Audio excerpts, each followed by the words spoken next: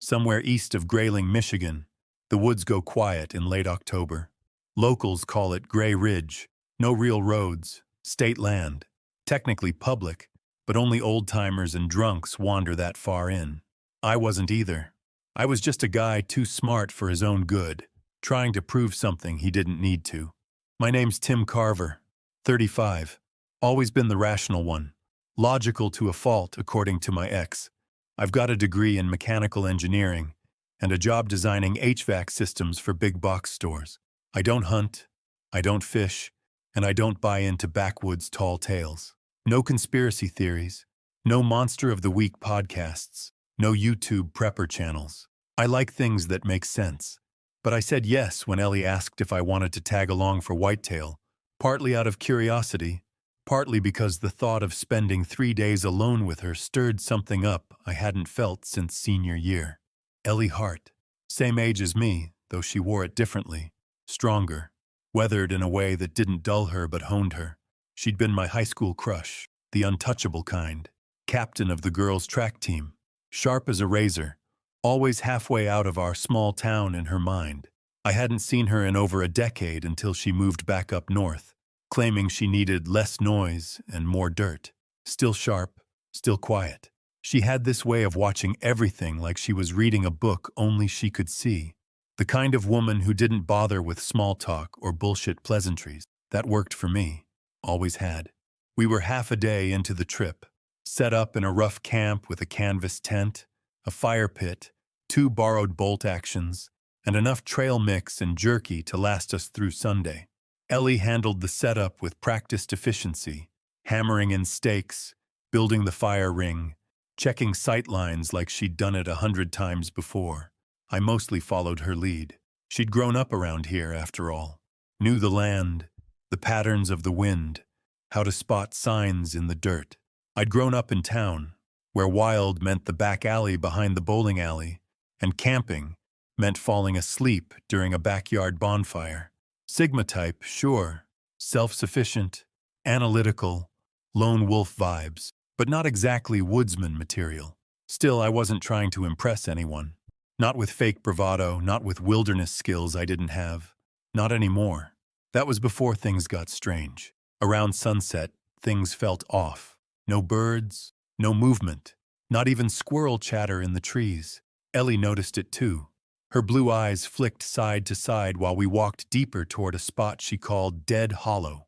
Old, clear-cut, mostly regrown. The air had that cold metal smell, not just metallic but sharp and clinging, like something bleeding just out of sight. It crawled up my nostrils and sat heavy at the back of my throat, triggering a half-formed memory of dissecting frogs in high school. Formaldehyde, iron, something spoiled. Ellie wrinkled her nose. You smell that? I nodded, jaw tight. Yeah, like something's dead, but close. The silence pressed in a little harder after that. We didn't say more, just kept moving. It was dusk when we found the next sign. A line of prints appeared in the patchy, wet mud near the base of a collapsed deer blind. They came from nowhere. No trail leading in, no trail leading out. Just prints. Big ones. Ellie crouched, ran her gloved fingers through the indentations, her brows knitting as she traced the edges with scientific precision. She didn't speak at first, just stared, then looked up at me. Bear? I asked. She shook her head. Too long, too narrow. The prints were wrong. 5-toed, clawed like a dog's, but stretched, human-shaped almost, but bigger. Some were nearly a foot long.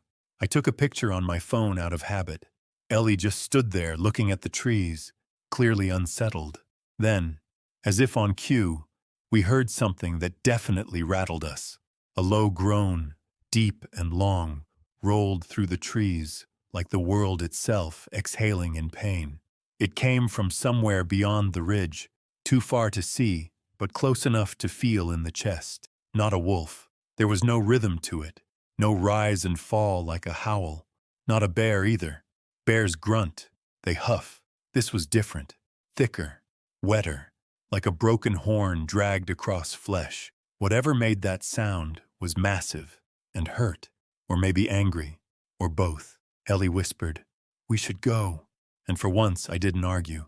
We made it back to camp by full dark. The fire was still burning, but the woods around us felt tighter, like something was just beyond the circle of light, waiting. Neither of us said anything for a long while.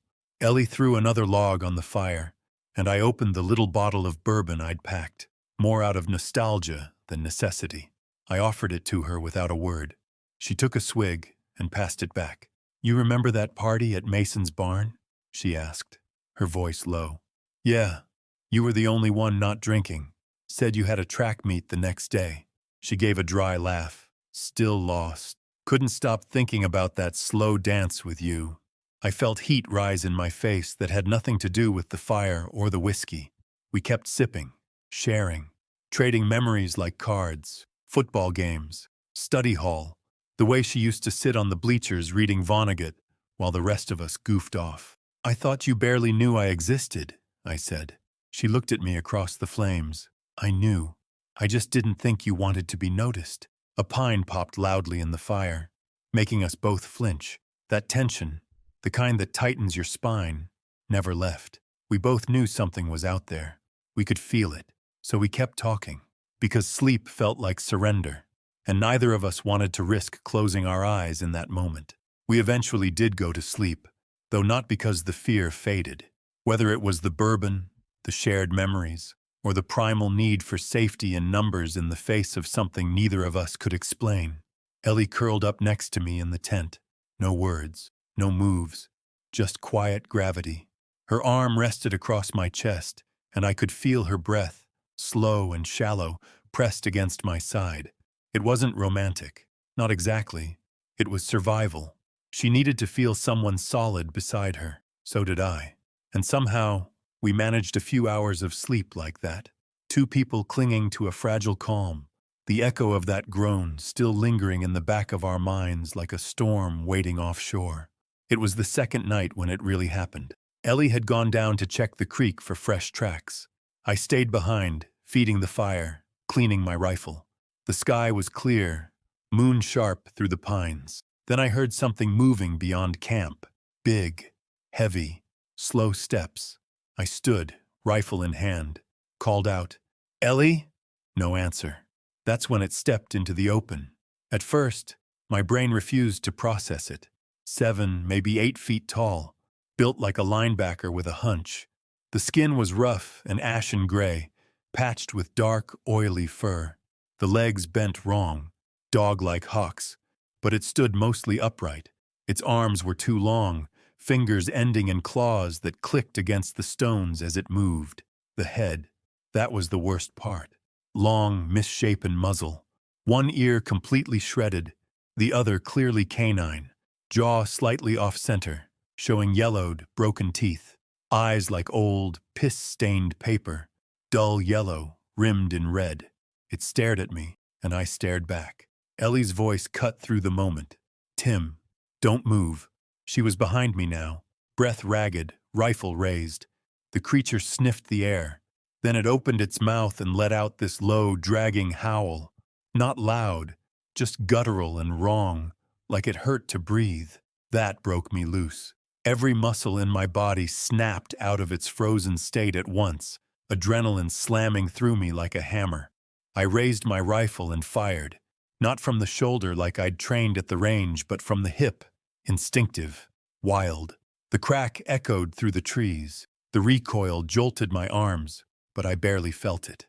The round slammed into the thing's chest, low and left. The impact made a wet, sucking sound, followed by a burst of thick, dark fluid spraying across the dirt. It jerked hard, staggered half a step back like it had slipped on loose gravel. For a heartbeat, I thought it might fall, but it didn't. Instead, it caught its balance with a low, rumbling snarl that vibrated in its chest. It shifted its weight like it had been stung, hunched its shoulders, and bared those yellowed, broken teeth wider. The look it gave me wasn't just pain. It was hatred, ancient and personal, and it was coming. It came at me low and fast, bounding forward in a grotesque gallop. Its claws dug deep into the soil, flinging clumps of earth and pine needles behind it. Muscles rippled beneath its patchy fur. Its maw hung open, tongue lolling, strings of saliva catching the firelight. For something so massive, it moved with terrifying speed. Then Ellie fired. Two quick, precise cracks that split the night like whip cracks. Her stance was solid, breathing steady. A seasoned shooter. One round tore through its shoulder, and the impact sent up a mist of dark blood that sprayed across the dirt like motor oil under pressure. The second round punched into its side with a meaty thud. The thing didn't scream. It bellowed, a horrible, broken roar that came from deep in its warped chest, equal parts rage and pain. It reared back like it might falter, then instead exploded forward again with terrifying momentum. All pretense of caution gone. It charged like a freight train unhinged, barreling toward me with primal intent. I stood completely frozen, my brain unable to process what I was seeing. "Move!" Ellie grabbed my jacket, yanking me back just as the thing lunged, claws missing my face by mere inches. We ran. No plan, just instinct screaming through our veins. My boots skidded and pounded over the uneven earth, every step a gamble in the half-dark.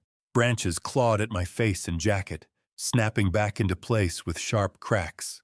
Ellie was right behind me, close enough that I could hear her breath hitch and catch as she dodged through the brush. Behind us, it came crashing, huge, chaotic. I could hear it ripping through the undergrowth like a wrecking ball wrapped in flesh and bone. Trees snapped.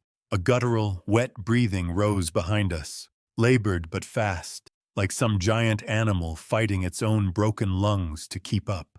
It wasn't just following, it was hunting us. And despite 3 direct hits, it was still coming and closing the gap. We hit the ridgeline, and I risked a look back. It was limping, dragging one leg and one arm, but still coming. Blood smeared down its chest. One clawed hand grabbed a sapling and snapped it like straw. Ellie and I reached the old deer blind. She shoved me up first, then scrambled after. It wasn't much, just rotten wood and rusted nails, but it was high ground. The creature reached the base and reared up. Its breath steamed in the cold. Ellie reloaded frantically. I did too. "Blow its damn face off," she said, now clearly panicking. I nodded. We both fired, nearly in unison. 2 desperate, final acts of defiance hurled into the maw of the beast. My first shot struck its lower jaw and shattered a chunk of its misshapen muzzle. Bone and sinew tore free, spraying fragments across the ground in a grisly arc. It shrieked, a twisted gurgle of pain and rage, and flinched, but kept moving. Ellie's next round was calmer, colder. Her rifle cracked once more, and the bullet found its mark just above the brow ridge, driving deep into the beast's skull. The creature jerked violently, legs spasming as it let out a choked moan that collapsed into silence. One final staggered step, and then it dropped like a demolished statue, face first, into the blood-soaked dirt. This time, it fell, dropped backward into the dirt, kicking once, twice, then going still. The silence that followed was deafening, a void we were too afraid to speak into. Our breathing came hard and ragged, not just from the sprint, but from the flood of shock finally catching up to us. We stayed up there for another hour, maybe more. Time didn't feel real. My hands were shaking so badly I had to set the rifle down. Ellie didn't move, didn't speak, just stared out into the woods like it might rise again at any second. By the time we climbed down, the body was already stiffening. The stench hit us in waves.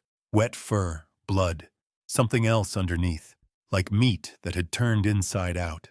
I gagged once and had to look away. Ellie stood over it with a kind of numb awe, her jaw locked tight. There was something in her eyes, not relief, not victory, something closer to grief, or maybe recognition. I stepped closer, boots squishing into the blood-drenched soil. The thing's body was a grotesque sprawl of muscle, ruin, and fur. Up close, it was even worse. Patches of thick, matted hair clung to gray, leathery skin. Jagged bone jutted from one forearm where the bullet had shattered the limb. Its jaw hung slack, tongue lolling from the ruined muzzle. Flies were already gathering. Ellie crouched beside it, fingers twitching near her thigh like she wanted to touch it, but couldn't bring herself to. "It's not possible," she muttered. I didn't mean to say it. It just came out. Dogman. The word sat in the air between us, heavy and ridiculous, and yet nothing else made sense. Ellie didn't laugh, didn't flinch. She just gave a slow nod, still staring down at the thing like it was an echo from a dream neither of us wanted to remember. I cleared my throat. "It's what some people call them, dogmen, like a regional spin on werewolves but more grounded. Not silver bullets or full moons, just things that are somehow stuck between man and beast. They move through backwoods stories, YouTube rabbit holes, fringe forums. I never gave it credit, never thought any of it could be real.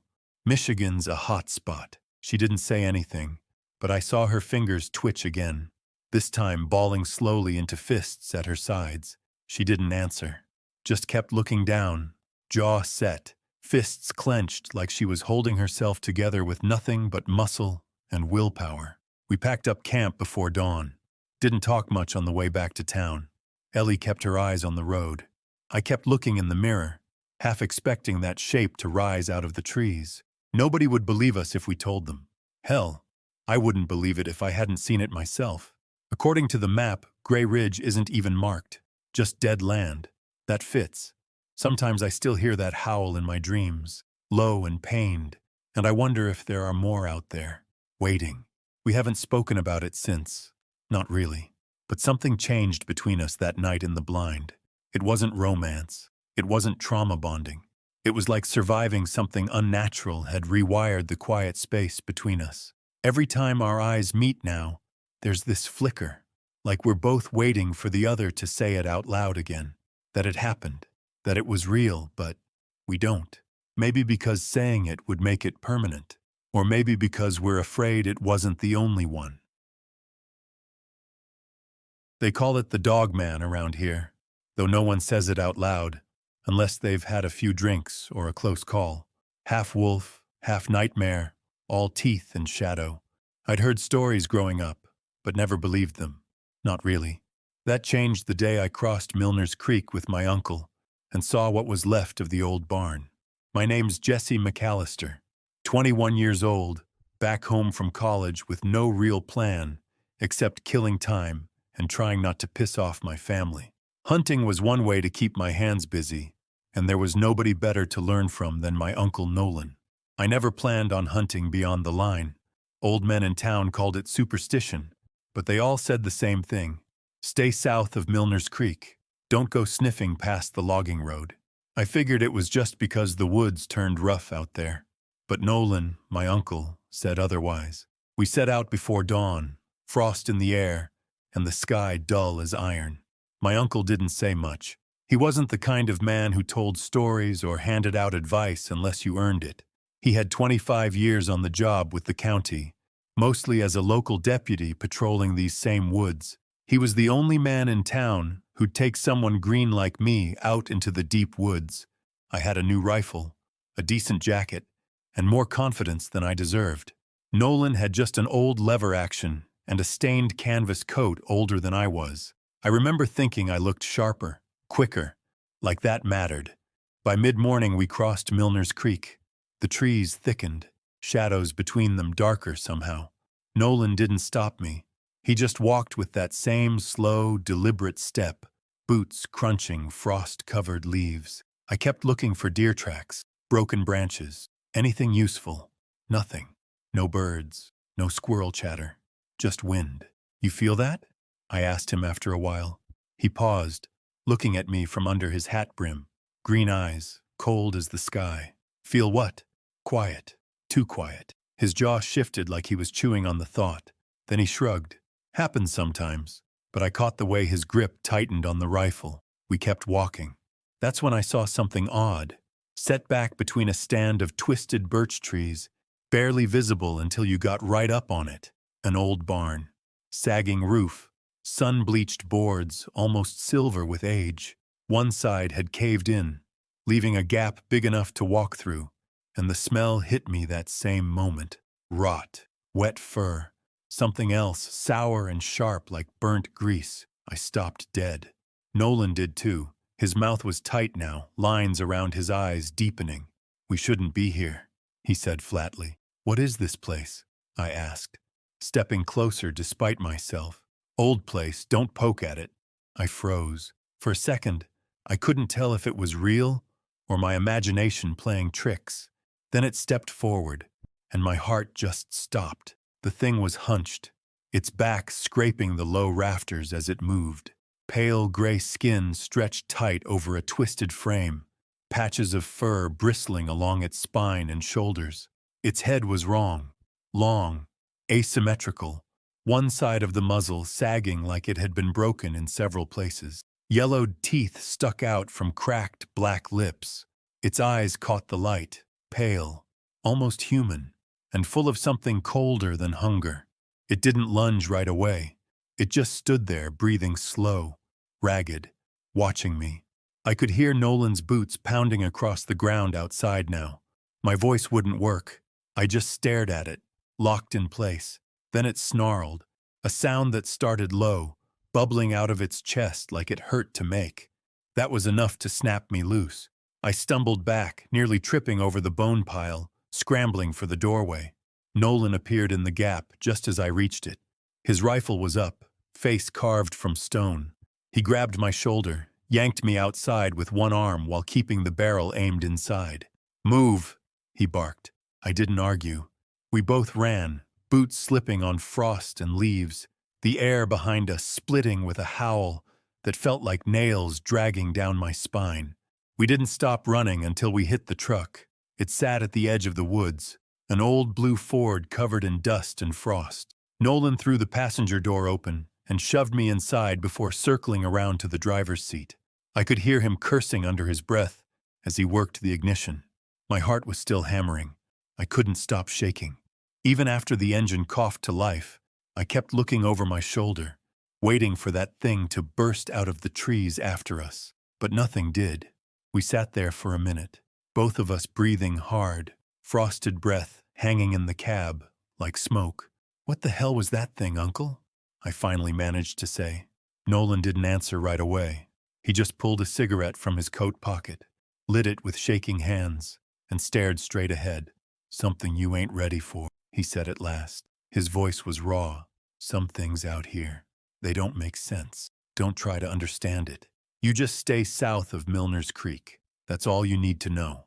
A couple of days later, when the frost had started to ease and my nerves had settled just enough to let me sleep again, Nolan called me over to his house. His living room smelled like cigarettes and coffee, same as always. But there was a laptop open on the table, trail cam footage paused on the screen. "Figured you ought to see this," he said, voice low. He tapped the space bar, and the footage rolled. Grainy black and white, time-stamped 2 weeks earlier. The edge of Milner's Creek. For a while it was nothing, just trees moving in the wind. Then it stepped into frame, that same hunched shape, shoulders bunched up like a crippled dog, limbs too long, head swaying unnaturally. It turned once, eyes catching the camera flash, pale, human. My gut tightened all over again. "How long have you had this?" I asked. "Been setting up cams for years now," Nolan said. "Most of them don't catch anything, but this ain't the first one." I watched the thing slink out of frame, slow and deliberate, no rush, like it knew no one could touch it. Nolan closed the laptop and lit another cigarette. "That's why we don't cross that line, Jesse," he said quietly. "I needed you to see this thing in person, so you would understand, and not do something stupid like heading out there on your own." I just nodded. I had a lot to think about.